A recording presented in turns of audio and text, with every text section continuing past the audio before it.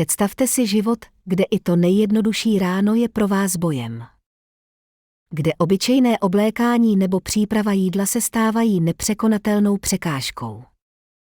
Právě taková je každodenní realita pro mnoho našich starších občanů v Izraeli, pro které se tyto základní úkony proměňují v komplexní výzvu, která bere nezávislost i důstojnost.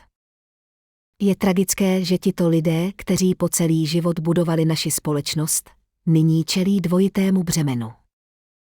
Nejen fyzickému útlaku a potřebě neustálé pomoci, ale také kruté ekonomické realitě. Mnozí žijí z nízkých příjmů, často závislí na dávkách, což znamená, že pokročilá řešení, která by dramaticky zlepšila jejich život, jako jsou terapeutické roboty, zůstávají pro většinu nedosažitelným snem. A to je obrovská škoda. Protože hovoříme o technologii, která není luxusem, ale nástrojem měnícím realitu. Terapeutické roboty nejsou jen vědecko-fantastická vize. Jsou to praktičtí pomocníci, kteří mohou ulevit zdravotnickému personálu, zmírnit akutní nedostatek pracovních sil v pečovatelství a především vrátit našim seniorům nezávislost, bezpečnost a svobodu v řízení jejich vlastního života. Je to technologie, která vrací lidem schopnost žít s úctou. Nastal čas změnit náš přístup.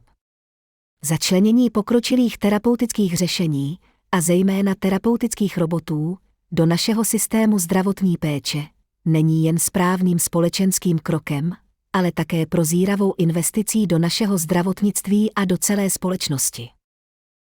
Tímto způsobem můžeme zajistit, že technologie, která zachraňuje kvalitu života, nebude výsadou jen několika vyvolených, ale bude dostupná každému, kdo ji potřebuje. Nezávislost, důstojnost a kvalita života nejsou privilegium. Jsou to základní práva. Přidejte se k nám a objevte, jak můžeme společně vytvořit lepší budoucnost pro naše seniory.